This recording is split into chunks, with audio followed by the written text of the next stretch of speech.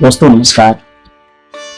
आज अपने हम श्रोतागणों को अपनी पहली कथा सुनाने का अवसर जो हमें प्राप्त हुआ है उसे हम आप लोग के समक्ष प्रस्तुत करना चाहते हैं। आज की जो हमारी कथा है वो दानवीर के रूप में एक व्यक्ति की है जिसने अपने जीवन में इतने दान किए कि आज उसे हम दानवीर के रूप में जानते हैं। आज जो कहानी है दान की है, तप की है, तपस्या की है, हृदय से दिए गए उस दान की है जिसे देना सबके बस की बात नहीं है। चलिए कहानी शुरू करते हैं। वो व्यक्ति कौन है जिसने ऐसा दान किया जिसे हम युगों युगों तक जानते हैं। शुरू करते हैं।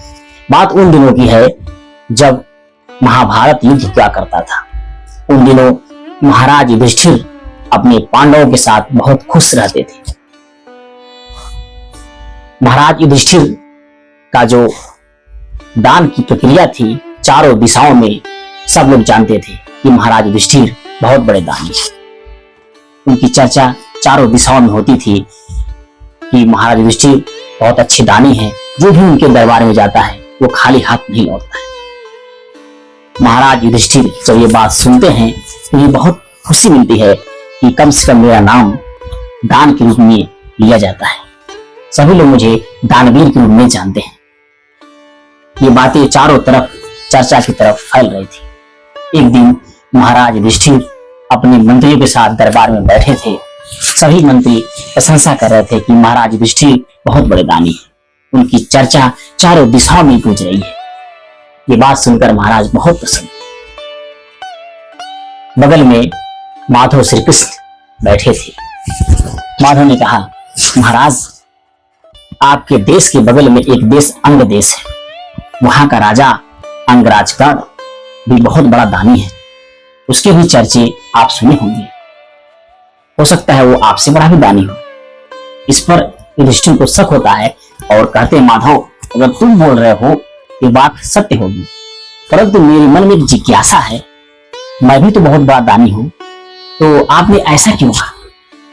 श्री कृष्ण ने बोला, महाराज युधिष्ठिर आप चिंता न करें, समय आने वाला है और समय खुद तय कर लेगा कि सबसे बड़ा दानी कौन है, आप या अंगराजगण। समय बीतता गया। कुछ दिनों के बाद राज्य में घनघोर बारिश होती है। चारों तरफ जल ही जल दिखाई देता है। नदी तालाब सभी जल से भर जाते हैं। यहाँ तक कि जंगल में, राज दरबार में, सभी घरों में पानी आता है। महाराज युधिष्ठिर इस बात से बहुत चिंतित होते हैं कि कैसे अब राज्य को चलाएं। वो मंत्रियों के साथ बैठकर राज दरबार में कुछ मंत्रणा करते हैं कि तभी उनके समक्ष एक महात्मा प्रस्तुत होते हैं।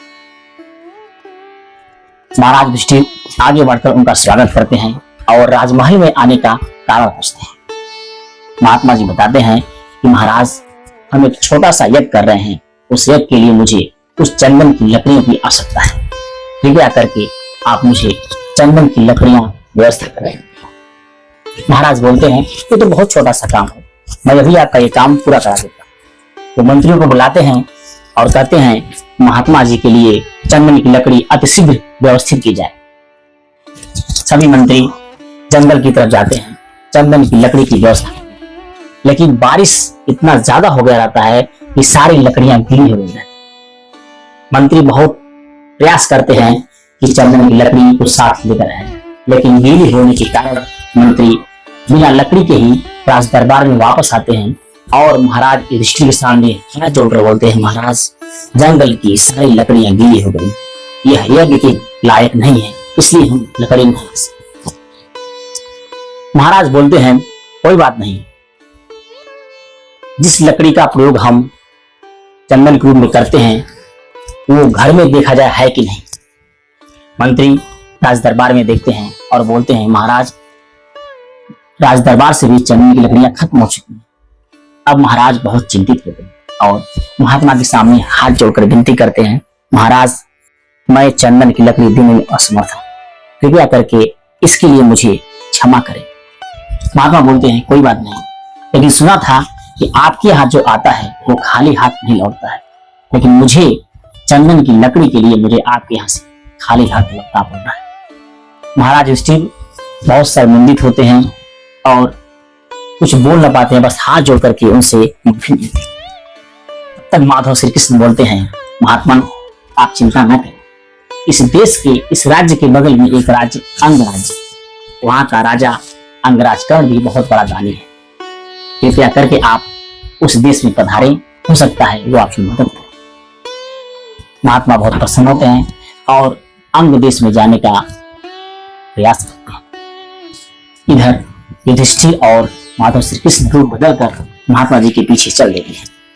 जब महात्मा अंग देश पहुंचते हैं तो अंगराज कर्ण उनका स्वागत करते हैं और कहते हैं, महात्मन हमारे राज्य में आने का कारण बताइए। महात्मा जी बोलते हैं, अंगराज कर्ण हम एक छोटा सा यज्ञ कर रहे हैं, उस यज्ञ के लिए हमें कुछ चंदन की लकड़ी की आवश्यकता है, कृपया करके आप चंदन की लकड़ी की व्यवस्था करा दीजिए। अंगराज कर्ण अपने मंत्रियों को बुलाते हैं और कहते हैं, जंगल से महात्मा जी के लिए चंदन की लकड़ी की व्यवस्था की। सभी मंत्री जंगल में चंदन की लकड़ी लेने के लिए चल रहे हैं, लेकिन वैसा ही हुआ जैसा महाराज युधिष्ठिर के मंत्री बोलते। जंगल की लकड़ियां गीली हो गई थी अधिक बारिश होने के कारण से। बहुत तलाशने के बाद भी कोई चंदन की सूखी लकड़ी नहीं मिलती है।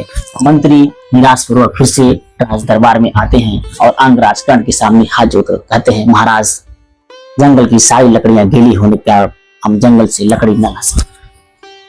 अंगराज आदेश देते हैं कि राहत कोष में जो चंदन की लकड़ियां हैं जिससे हम हवन सामग्री करते हैं उसमें से चंदन की लकड़ी का व्यवस्था की जाए। मंत्री राज दरबार में जाते हैं लेकिन वहां भी चंदन की लकड़ी खत्म हो गई है। निराश पूर्वक मंत्री महाराज के पास आते हैं और कहते हैं, महाराज का राज दरबार में भी चंदन की लकड़ी समाप्त हो चुकी है। अब महाराज कर्ण चिंतित हो जाते हैं।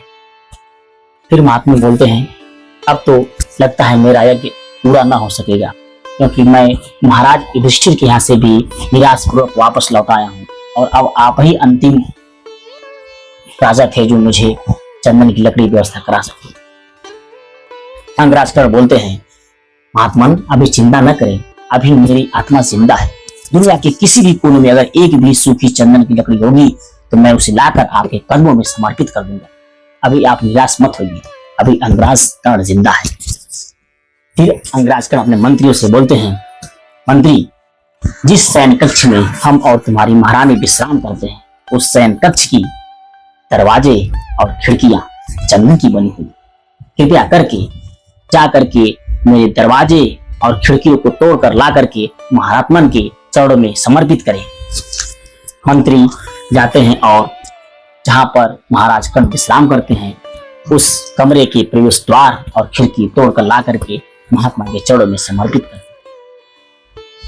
महात्मा बहुत खुश होते हैं और खुशी खुशी वहां से चले जाते हैं। इस पर माधव श्री कृष्ण महाराज युधिष्ठिर से बोलते हैं, महाराज युधिष्ठिर देख लिया आपने, आप जिस शयन कक्ष में सोते हैं उस शयन कक्ष की दरवाजे और खिड़की भी चंदन की है, लेकिन आपका दिव्य दृष्टि यहाँ तक पहुंच न सका जहां तक महाराज कर्ण का पहुंचा। महाराज युधिष्ठिर शर्मिंदित होते हैं और माधव से माफी मांगते हैं, हाँ माधव मुझसे गलती हुई, मुझसे बड़ा दानी तो कर्ण है जिसकी दिव्य दृष्टि वहां तक पहुंच गई जहां तक पहुंचनी चाहिए। समय ने बता दिया कि सबसे बड़ा दानी कौन है। आज हम युगों युगों से कर्ण को दानवीर के रूप में जानते हैं। इस कहानी का सार क्या है, इस पर ध्यान दें। इस कहानी का सार ये है कि दान उस वस्तु को कहते हैं कि अगर किसी वस्तु की आपको जरूरत है लेकिन आप उसको यूज न करके किसी दूसरे को दे देते हैं, ये दान है। अनावश्यक अनर्थक निरर्थक वस्तुओं का दान नहीं कहलाता। अक्सर देखा जाता है हम उस वस्तु का दान करते हैं जो हमारे लिए आवश्यक नहीं, हम उसका दान कर देते हैं, लेकिन ये दान नहीं है। दान असल में वो दान है कि अगर कोई वस्तु आपको बहुत जरूरी है आप उसका उपयोग न करके किसी दूसरे को देना, ये दान करना। इस कहानी से हमें ये सीख मिलती है कि दान तप ये बहुत कठिन कार्य है, ये सबके बस की बात नहीं है। इसीलिए समय ने बता दिया कि सबसे बड़ा दानी कौन है और आज युगों युगों से हम दानवीर कर्ण को दान के रूप में जानते हैं। धन्य हो कर्ण, ऐसे कर्ण पर हम क्या पूरी दुनिया में छावर है। ऐसे दानवीर जिसका जन्म हमारे भारत में